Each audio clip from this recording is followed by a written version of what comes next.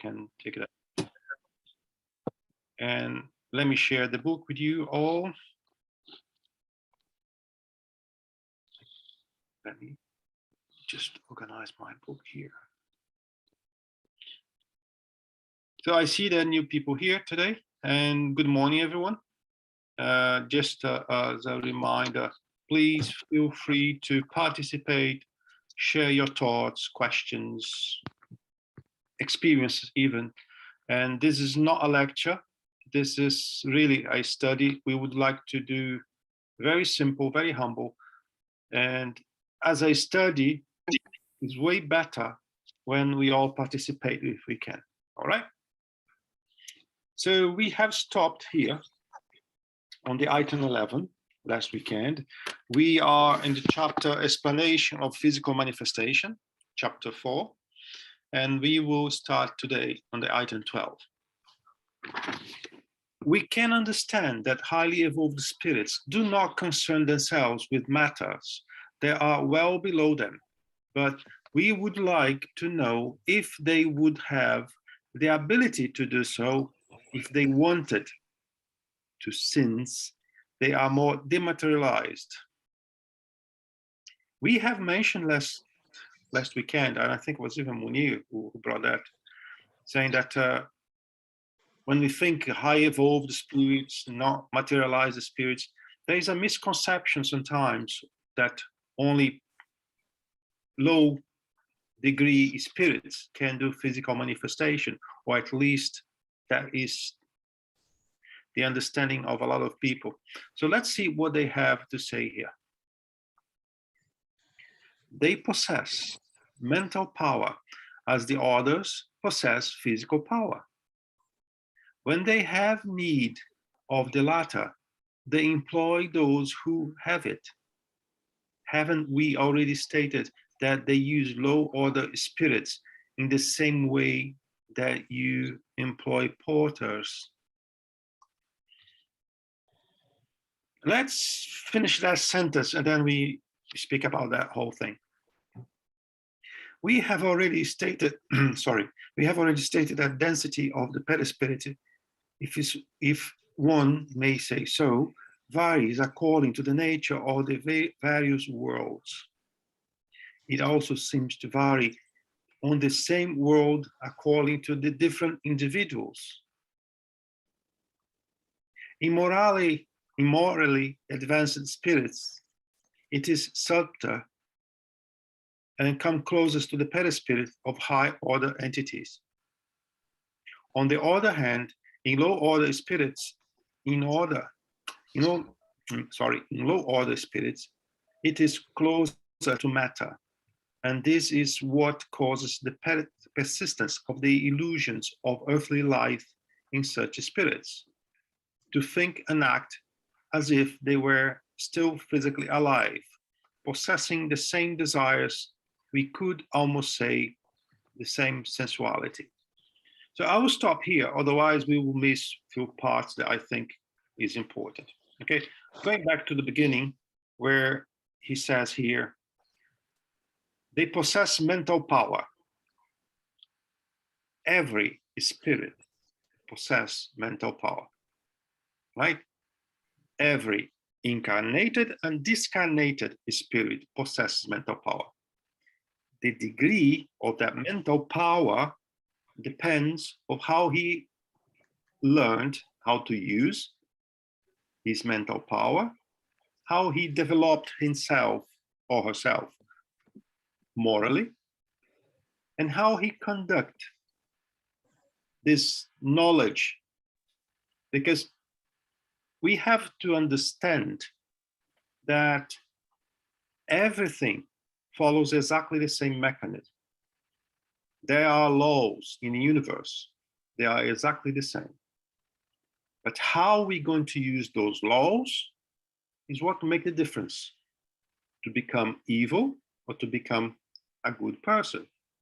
But the mechanisms of electricity, magnetism, fluid, they are exactly the same. They can be used to help, they can be used to harm. So I want you guys to have that in mind. right? So this is in regards to the mental power. When he says here, haven't we already stated that they use lower order spirits?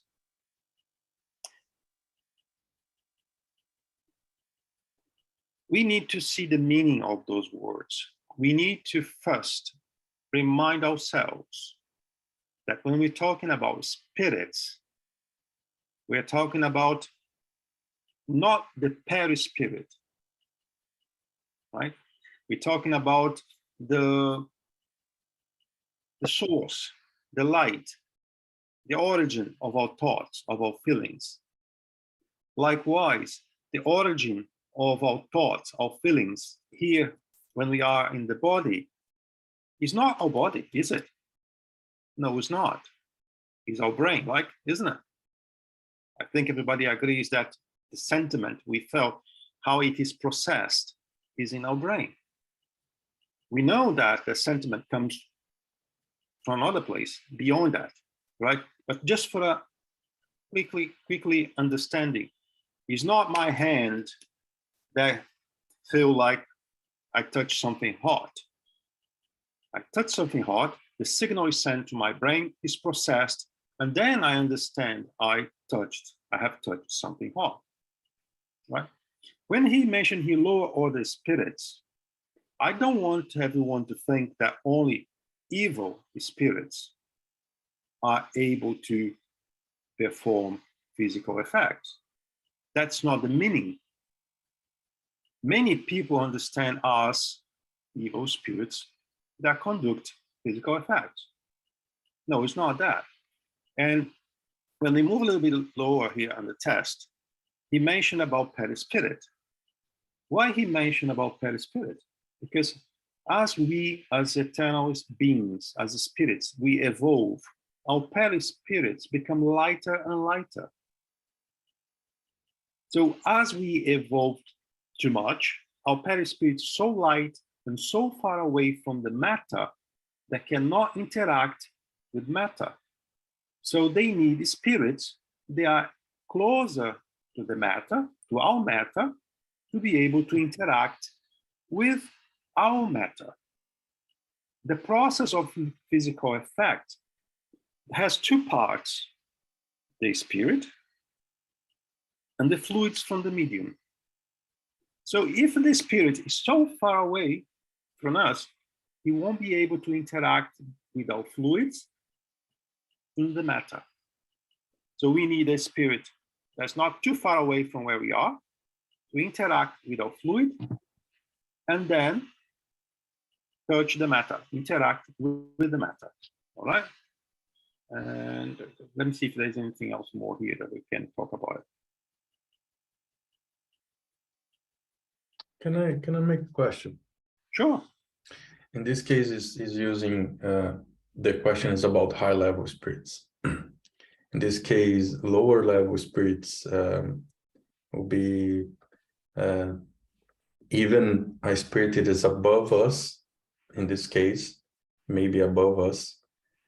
That in general, that could make this help to make this work. So, in a sense, high level spirits, and in relation to this high level spirits, a spirit that's above us and then us in general, thinking about incarnation, or even us as incarnated, we could consider, because we are incarnated, we need this physical body to evolve, and in that sense of not being bad in essence, but in relation, it is that case. It makes sense, or it's not that case.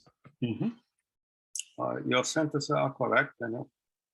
And we need to think about fluids, right? We saw last week or a week before the concept of universal fluid, cosmic universal fluid. That's the origin of everything that we know as matter, right? Everything is fluid.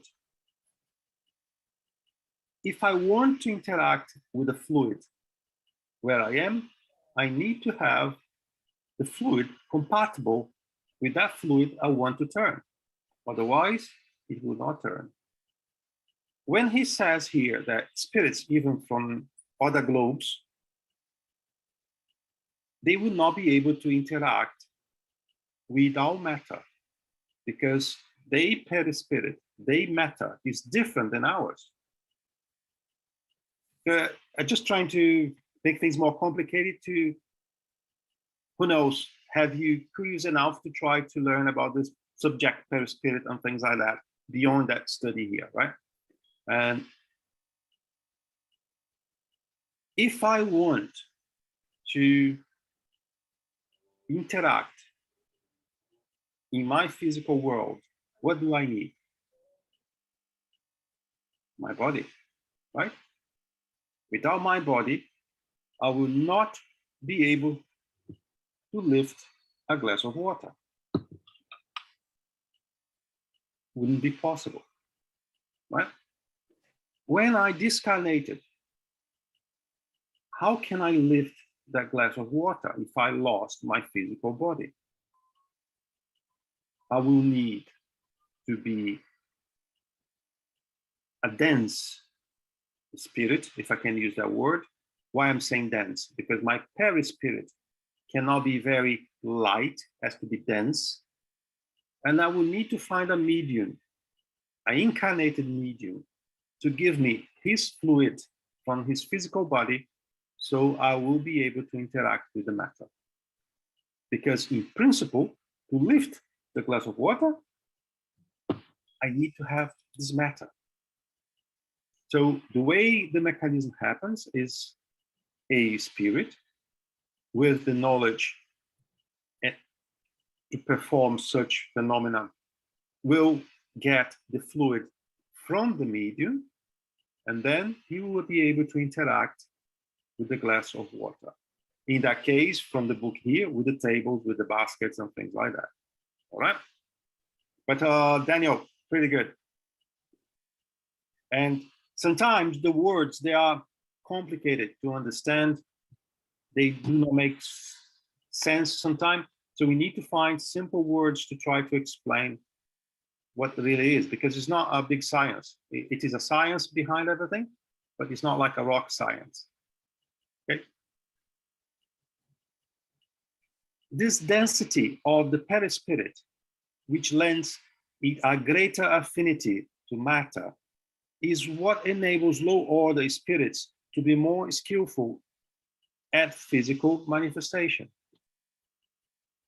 I will highlight here low order again, because I want everyone to understand that low order doesn't mean evil, right?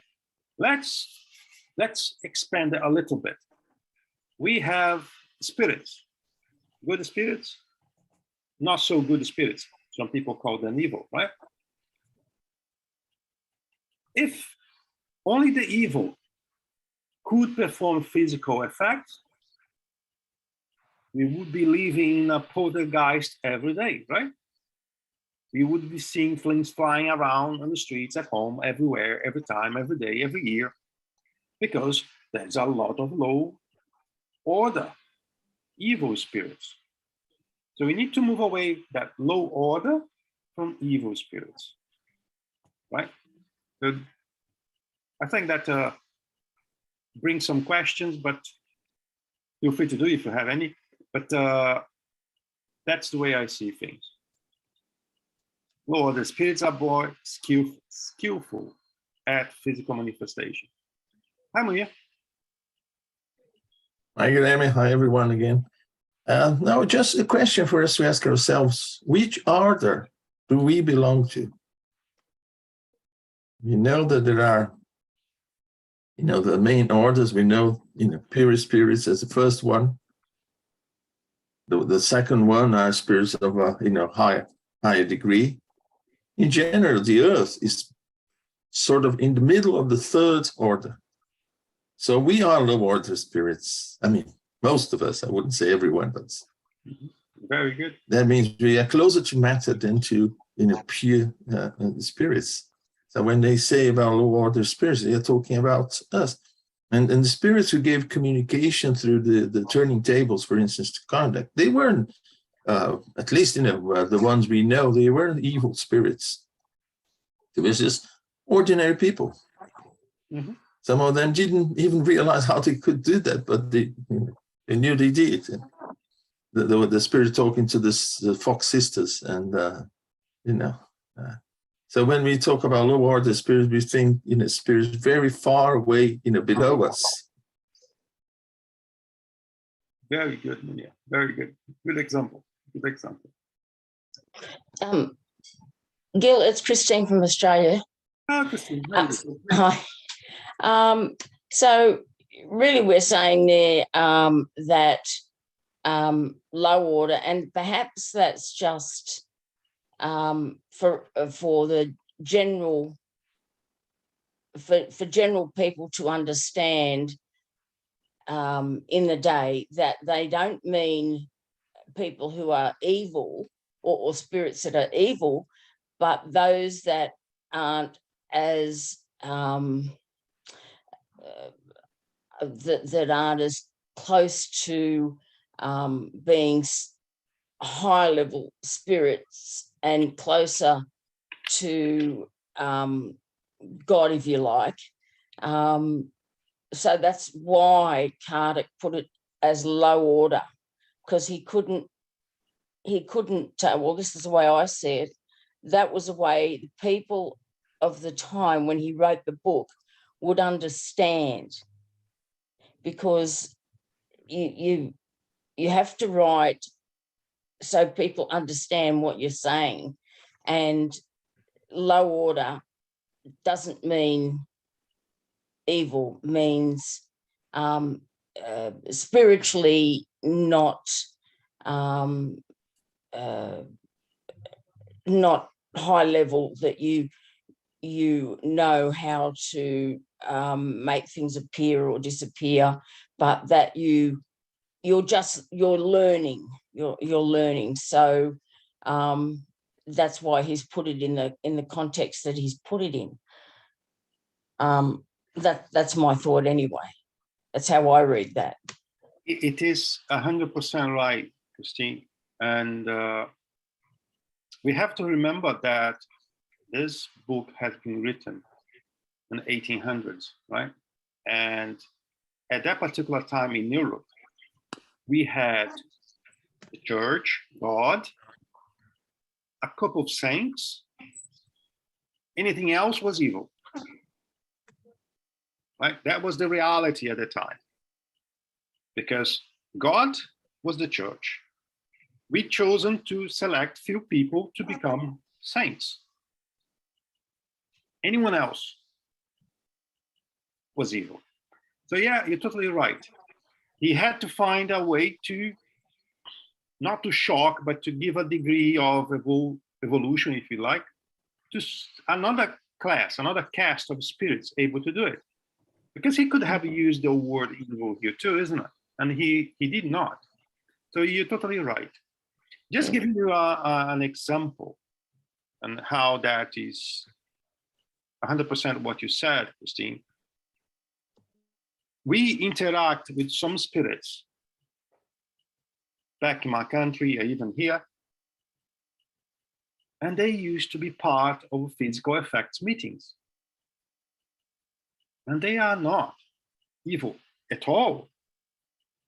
They are, by the way, they are way more evolved than I am. So when I see things like that and I've started to compare, how does it make sense, low order, if those spirits are doing things that are way above my capacity, way above my evolution, if you like? So yeah, we need to understand the context of what he's trying to bring to us, and eventually go deeper like we are doing here in a word or another, so that it starts to make more sense to all of us. I think that's the beauty of a study together, because then we start to share impressions, share opinions, and perhaps on the end of the day, we come with a different idea altogether. Hi, Charles. Good morning. Your mic's closed, Charles.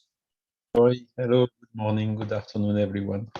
My first remark is this paragraph is missing. In the original, it's written note. So this paragraph is written by Kardec. It's not the answer of the Spirit of Saint Louis. That's the first thing. And then the second thing, according to this low order definition and so on, just above, Kardec is writing in italics, in morally advanced spirits, that is where the perispirit is subtler.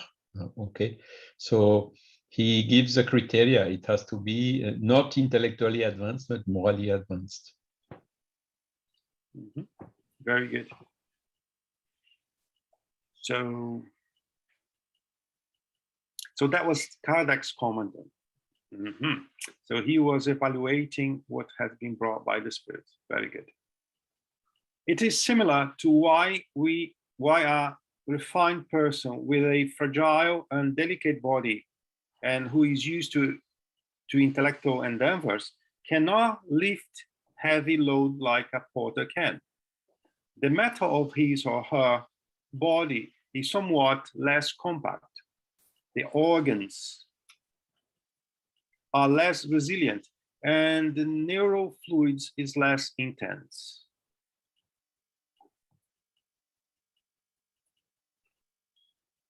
The perispirit is for the spirit what the body is for the individual.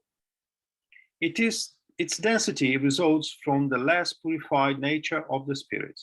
Hence, its density replaces muscular strength, i.e., it gives it greater power over the fluids needed for this type of manifestation than a spirit of a more ethereal nature possesses. If a more evolved spirit wants to produce such effect, it does what frail persons among us would do. It employs a spirit of the trade. And it does make sense, right? So it's basically what we have spoken here with nice words. I think it's Christine again. I think what he's trying to do is make sure that in several different ways he's tried to put it so that people understand at the end of the day that he's not being, he's not putting anybody down. He's not saying, he's not talking about evil. He's making that very clear. He's saying that the skill of the spirit, it comes down to the level of understanding of the spirit as to, and he's thinking of that in terms of the strength of a porter. So he's trying to connect it and say, this is what I'm trying to say. And he said it several times, but several different ways. Mm-hmm. That's very true. If we correctly understand what you have said, the vital principle lies in the universal fluid. The spirit, just make a quick comment here. Everything we know is derived from the universal fluid. Every mediumistic phenomena derives from the perispirit. So universal fluids and perispirits are topics. They are worthy of our attention and study. So may not be very easy to find those information in English. I'm not sure, but it's something that I would suggest people to try to find information. The perispirit draws the semi-material envelope that comprises its perispirit from this fluid. And it is through this fluid that it acts upon inert matter. Is this so? So let's first work on the question, right? The perispirits draw the semi-material envelope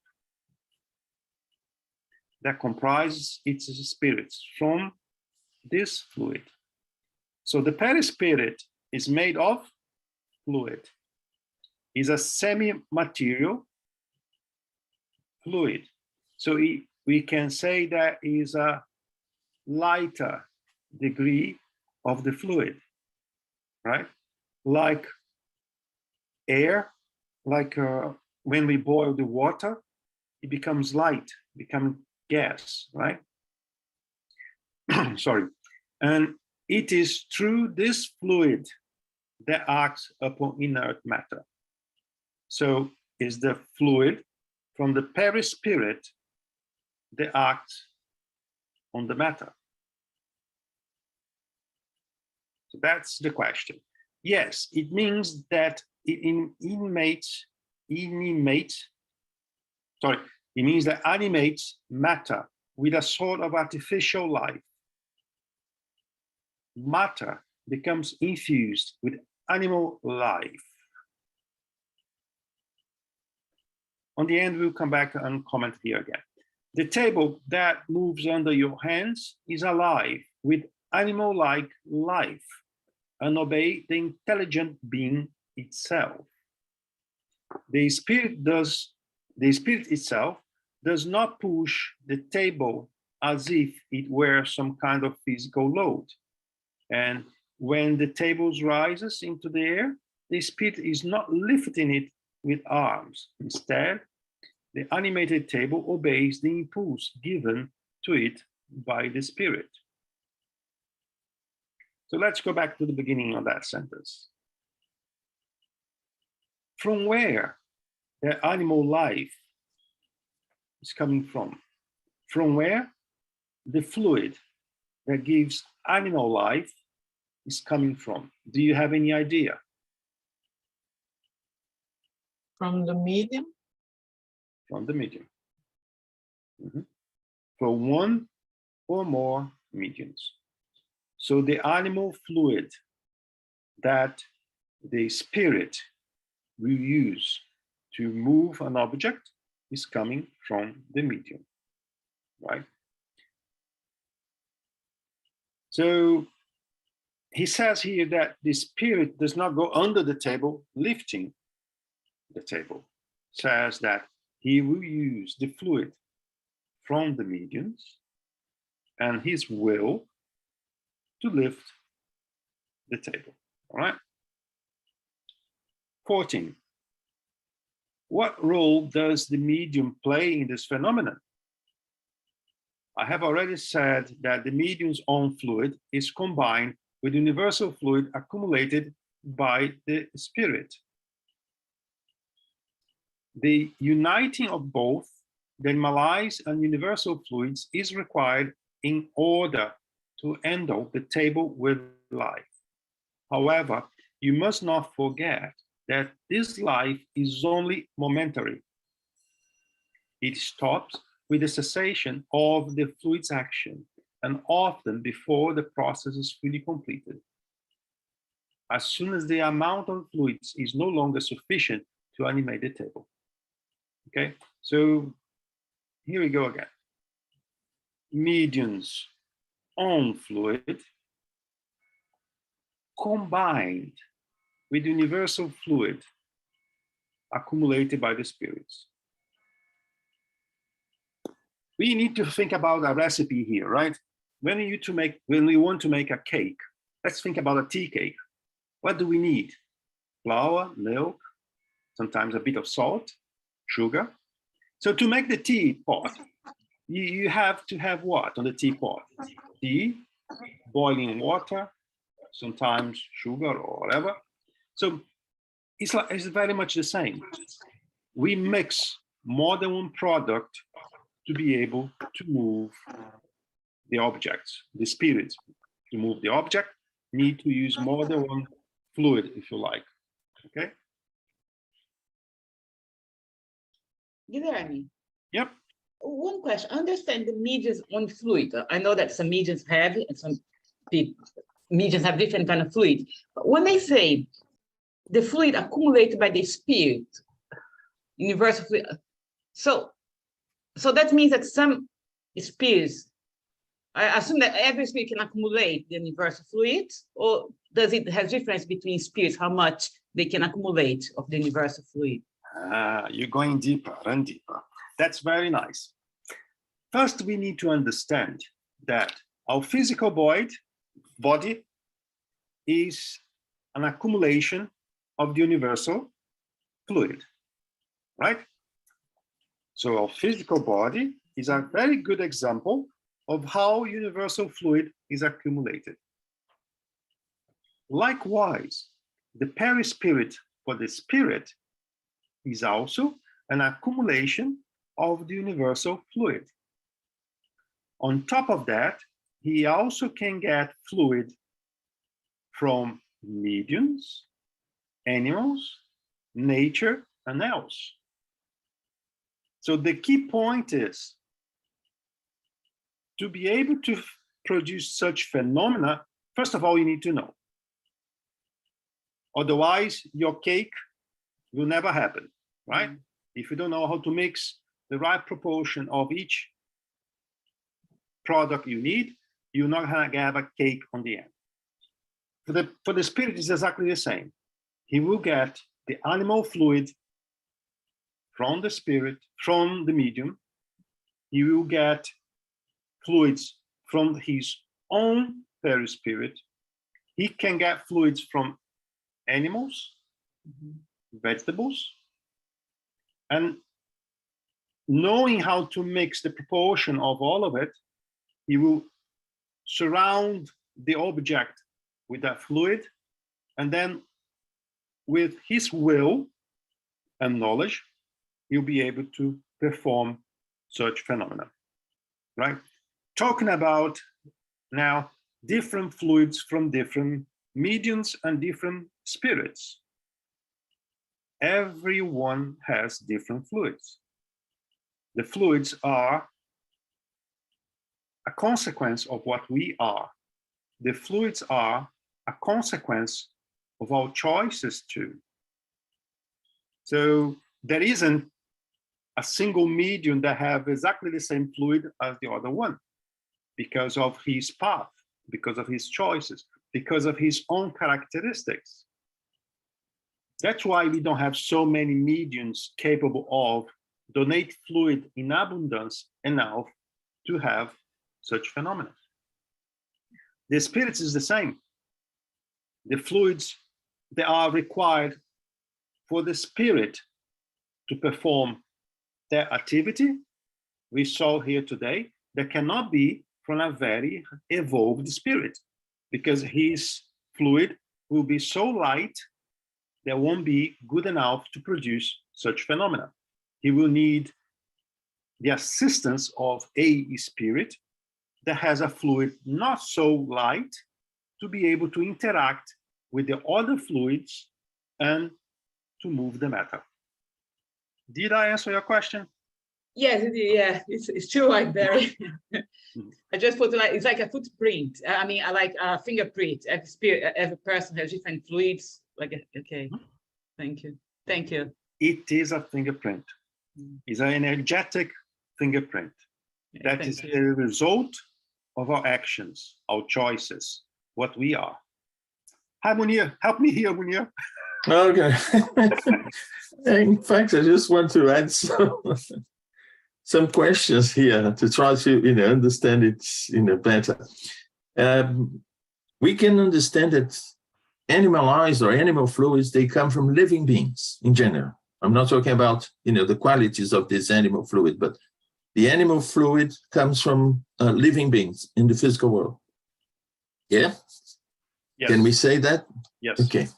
And when we think in terms of, because Kardec, he didn't mention directly, but we can understand, and when he talks about he mixed the animalized fluid, he had referred to the medium, and then with the fluids, from the perispirit of that particular spirit. And the question is, we know that it's necessary to have a special type of mediumship to be able then to donate these animalized fluids, but we all have. We all have. The question is, the medium has this, and in some way has this capacity of donating the fluids for the phenomenon to take place. Is that correct? Yes, it is. Every, sorry guys for today, I'm coughing too much. Every human being can donate this fluid. The intensity, the volume of what he can donate is that what makes the difference. Can I Good, ask yeah. a question? You know, we are talking about animal fluid. But the more we talk about animal fluid, the more I think that this is related with the vital principle, because we are all incarnated and we need to have this in order to animate our bodies, isn't it? So is that related to this vital principle when you talk about animal fluid? And then, you know, is it also related to our magnetic, you know, capabilities? And that's why, you know, these mediums, I don't know. It's kind of a little bit, you know, I just want to put things together a bit to understand. Thank you. It is related to the life fluid, right? But when we refer to the life fluid, many people will think, I will not donate my life fluid, otherwise I will die earlier. I'm not going to give what I need, right? So that's why we don't make a direct reference to that. We know that everything we donate, we compensate that. It is compensated after the event, after the phenomenon, right?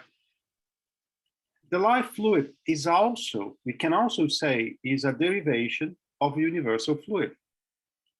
Everything we know comes from the universal fluid. And as it will be mixed to A, B, C, D, we'll have different characteristics. Can become water, can become mineral, can become our body, can become anything else. And our vital fluid, our life fluid, vital fluid, is also a derivation from the universal fluid. This fluid is what gives us that. This fluid is what animates our physical body. And fair to say that when we die is when our fluid is no longer there, right? So when we are facing this phenomena, I prefer not to say that we are giving our vital fluid. I prefer that I'm donating my ectoplasm, I'm donating my energy, and then it becomes a bit easier to be understood among our friends. So what you said, based on what you said, could I understand that for you to give the animal fluids to enable the spirits to, you know, as a medium, to enable the spirits to produce such a phenomena, there are lots of things, lots of energy, lots of fluids that are together related to be able to produce that, not only things that comes from our vital fluid. Is that there is just a little bit more mixed up there than only like the vital principle, the life fluid, as you said? I would say yes, to make easier comprehension of everyone. It's a mix of what our energies are, and then donate that energy. Okay. All right. And when we were talking about animal fluids, Kardec did not mention here animal fluids from animals or any other beings. But if we carry on from Kardec's studies, work, and do research, we will find also serious people bringing complementary knowledge about how that works. And we have several books describing by the spirits how the phenomena really exists there are institutions, well, a couple of years ago, we still had in Frei Luis, physical effects almost every day until Gilberto Rocha passed away. So they explain how it works. They give a complementary information to what is there, all right? Where did I stop? 15. Can a spirit act without resorting to a medium? Now you will be scared. It can act without the medium being aware of it. So that means, in other words, many persons help spirits to produce certain phenomena without even suspecting it. These persons are like fountains from which spirits draw the animal fluid they need. Consequently, the conscious participation of a medium, as you know, is not always necessary, especially with the spontaneous phenomena. Oh dear, I need to keep my light open, my light switched on tonight. Because now, yeah? But do they need to be nearby? Because could the person be like on the other street where the phenomena happen? You really don't want to sleep tonight, do you? Don't need to be next door. Don't need to be next door. Right? Fluids. That's why it's very important to understand it, to study fluids. Fluids can be moved to a large, very large distance by the spirits. They have means to collect the fluid from a large distance to be used elsewhere. They have means to accumulate the fluids to be used when they are also required. So if we believe that I need to have a medium here, arm by arm, it's not exactly like that. It will help, of course. It's less effort, right? If I'm next to someone that has that capacity, it's way better to me and to the spirits to make it happen. He needs less technology, he needs less knowledge to do it. But in the absence of that person, shoulder to shoulder, if the phenomena has to happen for some reason, yes, we don't need to be side by side. And when we're talking about phenomena, the great majority of people who think about poltergeist, raps in my home, things breaking, pans, glasses, windows, whatever. But that phenomena can be used for so many other different things. To help people, to cure, to treat, to re-energize the person, to clean the environment. There are so many applications for that phenomenon, right? And not necessarily we need to have a medium in that room. But that is a subject for another day, right? Thank you. Can I just make a question? Sure. It is in that scenario that maybe some of the events of the moving tables in different places have happened. People were eventually unaware that they were there donating fluids, and the moving tables have happened. I'm imagining at the beginning on some situations where you did not have a setup. I need a medium here to make this happen, but they were happening. Do you think that it's more or less like these, that some of these events have happened in the past? It is a possibility, Daniel. It is a possibility. At that time, mediums of physical effects, they were more in abundance than today, right? Like the automatic mediums, mechanical mediums, they were more in abundance than what they are today. But it is a possibility. It is really a possibility. Yeah. Just to mention, Guilherme, that in some cases, it's been related that in the group of medium, when one or two people were absent, the phenomena weren't so strong, showing clearly, identify who were the ones who could actually donate more fluids than the others. And I can remember, I read that not too long ago, I believe a greater phenomena, you need the medium closer. But there are other minor phenomena that you don't need to have a medium that close. If we're talking about someone levitating, probably is the medium himself. If you're talking about lifting 100 kilograms table, I need someone closer. If I'm talking about 3 kilograms table, I may not need someone that close, So there's not a single rule. That's why I said it is a possibility. I was going to say that, we can't generalize. And sometimes Kardec gives just a general picture, not saying that this is impossible or it happens only this way. It's just to show that depending on the circumstances and the phenomena we are talking about, it can be done this way or that way. It's possible. Yes, it's possible. Is it often? No, it's not often because of this or because of that. Exploding a little bit the subject. Let's think about healing from distance. Yeah. That's a primary example. Face-to-face is better? Yes, it is better. If you're talking about a medium, healing medium, it's better to be face-to-face. Why is that?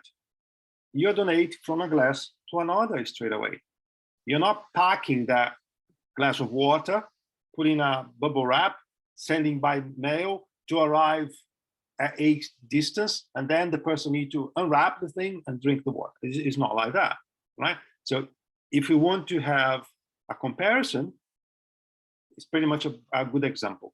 Does it work? Yes. Yeah, go on. I was going to mention another example, which is radioactive material used in medicine. Ideally, you should produce close to the hospital where you're going to use. But it is possible to bring from another country if you have the whole structure, to pack it properly, to carry, the time of the flight and everything else. You can come from, one continent to another and be used. But ideally, you should have the facility next to the hospital. Very good example too. I like that. Does the animated table act with intelligence? Does it think? The object does not think. It is like a walking stick that you might use to make an intelligent signal to someone. The vitality that animates it enables to obey the impulse of the intelligence behind it. You should realize that the moving table does not become a spirit, and it has neither thought nor will. So we need to have an intelligent being giving the instruction of what to say, what to write, where to move. Otherwise, not going to happen. All right. What is the preponderant cause in the production of this phenomenon? The spirit itself or the fluid? Very nice question. And that's why I love Kardec. He makes questions that make us think. What is the preponderant cause of the production of this phenomenon? The spirit or the fluid? The spirit is the cause and the fluid is its instrument. But look at the answer from the spirit. Both are required. Both are required. When we talk about spirit, once again, just to give you an additional incentive, I'm not talking about perispirit, right? So the cause is the spirit. In this case, what role does the medium will play? To call upon the spirits and to aid them in giving impulse to the fluid. Pay attention to the answer. To call upon the spirits and to aid them to give an impulse. Is the medium's will always indispensable? It increases the potency, but is not always necessary, since a movement may occur in spite of or contrary to the medium's will. Further proof for the existence of an independent cause. So, if we do have the knowledge that we possess that characteristics, we may increase the power of the phenomena. Likewise, when we do a prayer, when we do a healing, and we know we have a little bit of knowledge of fluids, distance, how it works, will, we may increase the power of our prayer, of our healing. It is not always even necessary for the hands to come in contact with the object in order for it to move. Let me throw a spanner here, so you guys can think a little. Let's thinking about here, we're going to the Spiritist Center, and we've been told from day one that when we do healing, we only put our hands above the person receiving the healing. We cannot touch the person receiving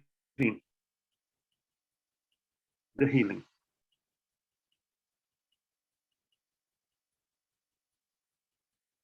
What if I touch? Am I increasing the potency of the fluid transfer? I will not answer that. It's just to make you guys think.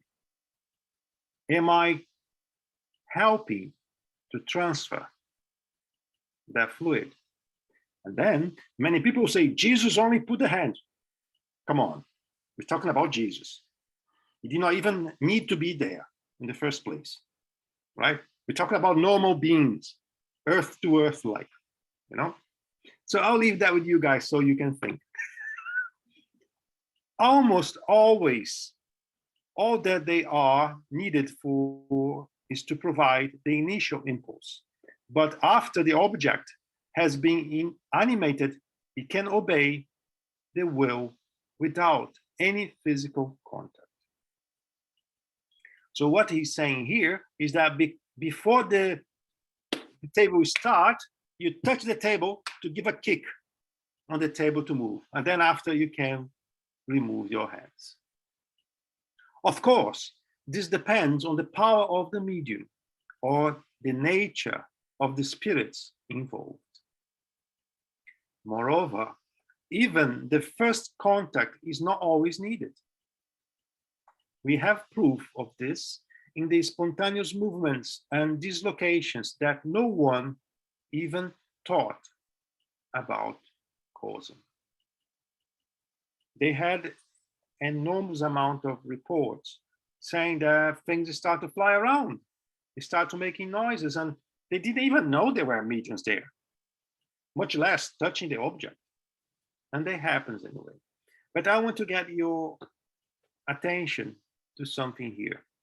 Nature of the spirits, nature of the mediums involved, right?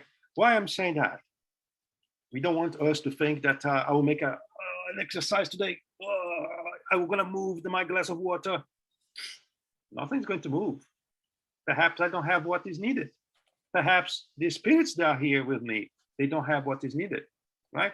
So it's a combination of factors to make it happen. And more important, I particularly don't believe a phenomena like that happens without any reason. Quite often, when we had those, my time is about to expire, but let me finish with that anyway. Let me finish here. I don't believe any phenomena like that happens in the past without a reason for it. Why we had so many tables turning at that time? To get our attention, to get someone clever enough to compile what we have today. Why we have things happening in that house in particular, things falling, cracking, whatever, perhaps is to get attention of that person, that something needs to change.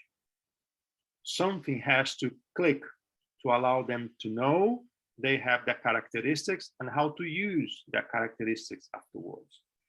So I don't believe that on Earth things happen by chance, not at all. So if you had some phenomena like that, if you witness some phenomena like that, or when you arrive in a place, things start to falling, that is to get your attention to something. So I would say, if we see something like that, if we know something like that, I would suggest it's a perfect timing to start to evaluate why that's happening. Why with me? Why in that place? What is this phenomena trying to tell me, trying to teach me? All right. So what time is it? That's it for today. That was a very good study for us, I guess. Was for me. I like it. So I'd like to thank you all. And next week, we'll be together again. And